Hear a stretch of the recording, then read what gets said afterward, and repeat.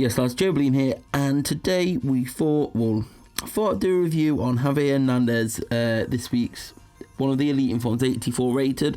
Obviously my boosters has put him up to an 87. Stats have changed a little bit due to him, but they're all still quite nice. So do leave a like if you enjoy this stuff, and go check out yesterday's videos if you haven't already. And welcome to everyone new here. We had a massive day on YouTube yesterday. Obviously had the Impact upgrade predictions in the morning, and then we had the mystery box opening where we managed to get a Ronaldo. Obviously I didn't want to reveal which Ronaldo to keep some suspense, but I wanted you all to know I got him. So go check that out if you haven't already.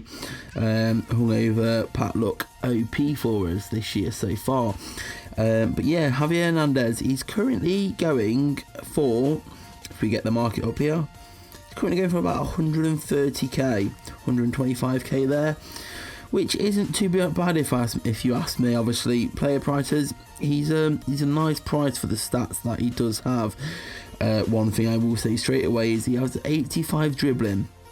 So to make him roulette, you do need 2 game changers. So for your game changers, you've got your Neymar, who's a bit more expensive, but then you've got like your Musonda, your Sterling, your Zanglar.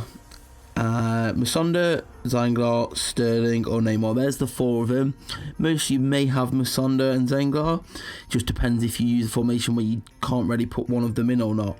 But you have then got the more expensive options such as Team of the Year Messi and Team of the Year Iniesta. But if you're looking at Javier Hernandez, I doubt you'll have those Team of the Year players. But yeah, 2 game changers if you are running with Musonda and Zanglar mainly. Maybe you've got the Sterling, maybe you've even got the Neymar, but most likely you'll have the Zanglar and the Musonda and maybe the Sterling. But yeah, 2 of them, and it can make him dribble, it can make him roulette, which I would recommend trying to do if you are going for Javier Hernandez. But apart from that, yeah, it's got some nice stats. 90, 83 on the acceleration sprint speed, 92 finishing, 91 position and 80 shot power.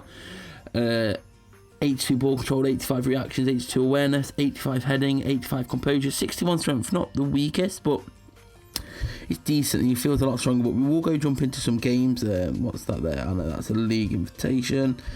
Who's on the market at the moment? We'll just go for this person here, 84 defense, that's alright. Let's see. Okay, 541 target man is open, so we can get plenty of clips. Although I'll probably carry on running with that. Pelling, Company, Terry, Diego Alves in goal. So yeah, if you get looking at getting Javier Hernandez for your squad, this should be, I imagine these are the types of defences you'll be coming up against for that type of overall similar rating. Javier Hernandez there. Oh, Terry blocks him. One thing I will say straight off the bat, yeah, I would recommend getting him up to a 89 for the dribbling. However, his roulettes aren't the quickest. I don't know if that's maybe because he doesn't do roulette naturally. He wasn't really programmed as such to be able to do him so good, but his roulettes aren't the quickest, but it is useful having the roulette start there. Obviously, if you're playing a lot of formations, maybe even like these, where you're getting him in a position where you don't need to do the roulette because you're just running forward and shooting, then that's not the biggest of problems. And maybe you're used to strikers that don't have the skill, so you're not using it in your game at the moment anyway. That's Di Maria, skill around him, shoot that. So yeah, I definitely would try and make sure if you're going for Javier Hernandez that you can definitely do the roulette with him, because it definitely helps. Even if it is a slow roulette, it's nice to have it in the arsenal. But the main thing about Javier Hernandez is what you're seeing here is that he look, like you see there, even Terry is not the quickest, but Terry does have good reading of the game, so he can watch that there. His pace, yeah, roulette is slow, but it works, so try and make sure you can get roulette on him. But if you're looking for a player that's a consistent finisher and has got decent-ish burst of pace, remember he's got 90 acceleration, 83 sprint speed, and in this game I feel that acceleration is a lot more important than sprint speed, because acceleration, if you aren't aware, is about how quickly they can get to top speed. So with Javier Hernandez and with the types of attacks on this game, I feel you get quite short runs, so you're not running for a long period of time. So the quicker they can get to top speed, the better, because if their sprint speed is dead high but the acceleration is low, they're not always actually going to be able to get to that top speed, so it's not always that important. So with him having the 90 acceleration, he can just do a quick burst of pace, especially if you do manage to pull the roulette off with him. He can quickly get out of that roulette and into run through on goal. And when he's through on goal, you've seen from these clips, he is very, very prolific in front of the net. 92 finishing, 80 shot power, so it's more, with him, more placement than power. But he's still got enough power behind them if needs be. So you want to get them curved shots on him. And you're just seeing there, Hernandez. It's only Terry stopping his 2 roulettes that stopped him. Okay, that's popped up here. We'll go for Chega. 88 defence, so 5-4-1 target man's open. 88 defence this guy's got. So this could be a bit of a tougher test to show you. Okay, Socrates and Sergio Ramos, then Bellerin and Casco. Interesting, so we got a bit of pace, and Socrates, who's quite a good price for his rating and what he can do. Right, Hernandez here. Oh, that's what we're talking about. Socrates just coming in out of nowhere with a big tackle. I don't actually see him do slides like that a lot often. Is Socrates going to boss him out the game? I've played quite a considerable amount of games with him, and I've come up against some of the best defence in the game using him to just see how he is. I'll tell you now, he's not someone. He's still pretty decent. However, he does struggle against the better defenders in the game. But he's 80. At the end of the day, he's 84 rated. So you're not expecting him to be able to be a world-class beater, but however, for his price, which 125, 130k. De Gea with the save, but can only parry it out to Di Maria. Yeah, for the price, if you're spending about that just over 100k on a striker, then obviously there's not too many around that price. And if there are, of course. But it's like, who's the ones that are the most clinical? And you've got to look at ones that don't miss shots and can get away from a defender if they need to. And I do feel, having used him, Javier Hernandez is one of those players that is very good for his price. You know what you're getting from him, and he's consistent with it. Right, Ramos there. Let's go around there. There we go. Just a slight lift to lift it over the De Gea in the net.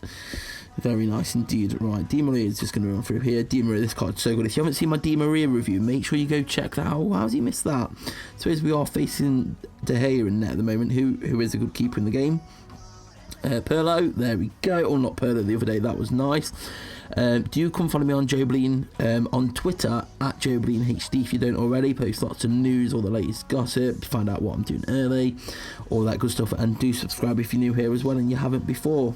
Like I say, welcome to everyone who's joined us recently. But no, yeah, Hernandez, let's just show you some more here. Roulette here. Ramos is going to stay on him though. Ramos is a very good defender and he's hard. But that's what I'm showing you here. You get to see it. The defenders you're likely to come up against for his rating and stuff, he's going to smash it, and he does very well. But then when you come up to the next tier, like your Socrates, your Chimer, actually Simon, I haven't come up against Simon with him, so I'm not too sure, but I do feel Simon's good. But yeah, your Baileys, your Chedus, all them good stuff. Let's come 84 defence, target man is countered. Oh, okay, let's jump over to another thing, see if there's anything open that will get him the ball. Attacking, because the thing is, you know what, we're just going to play it countered to show you the clips, because he still gets a lot of clips, because that's when I'm doing these reviews, I want to show you the reviews and the clips. Okay, Pelin, Chedu, Murillo, Impact and Hart in net, so this is a good test for him to show you what I'm on about. However, we're getting countered, so we may not get too many attacks. I'm shooting, I don't know why, but I'm shooting on target. Hart, I don't think you need to smother it like that. Alright, here's Chedu, and Chedu is so aggressive. Get up, chick. Oh, Chicarito, what are you doing? Right, here's the first counter already. Hopefully these don't take too long. If not, on the second leg when I'm off camera, I'm just going to have to smash him, aren't I? Let's have a look. Trials on sport.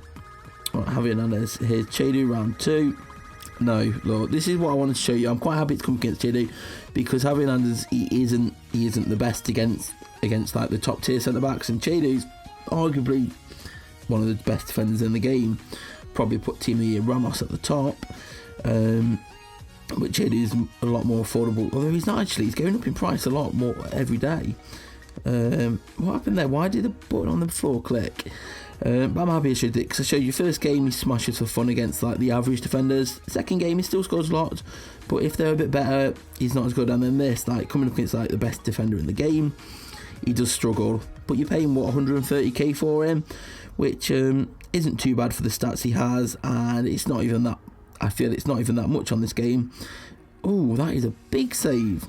That's a big save. Hart's a very good keeper if you haven't used him or come up against him too much. Well, you probably have come up against him. A lot of people seem to have him. He's quite a nice mid-range goalkeeper. I don't know if it's my point of view, but I feel like 130k for a striker could possibly classed as a mid-range price. Let me know your thoughts on that, because obviously it's not like console players do go for a lot more in this game. But yeah, I feel like 100k or so for a player is probably what you class as mid-range. Obviously your 800k plus surge, your 500k. Would you even argue that 500k is mid-range, or would you say, I suppose it's more than low, mid and high? See, that game didn't go well. I shouldn't have done the counter, and he isn't very effective against Chedu. But hey, it gives you a nice measurement of what he can come up against. He can score goals, he's very clinical, but he does struggle against the better defenders. So take that into your mind, depending on what types of teams you normally come up against and playing with, and your budget. But if you're looking to upgrade from maybe just a standard elite striker you've got who's quite inconsistent, and you just want to get yourself a nice consistent striker for not too much money, Javier Hernandez is your man. I would say that. Feels faster than Falcao, feels more sturdy. Try and get him into the roulette. It's not the end of the world if not, though, depending on what you're already used to. Maybe just stick with like Gabriel Jesus or someone, or Correa. But if you want someone with a bit more strength about them, but still having that pace, Javier Hernandez is your man. He's very clinical. So do leave a like if you enjoyed it. Subscribe if you're new here. Come follow me on Twitter at joebilineHD, and I'll see you all later. Peace.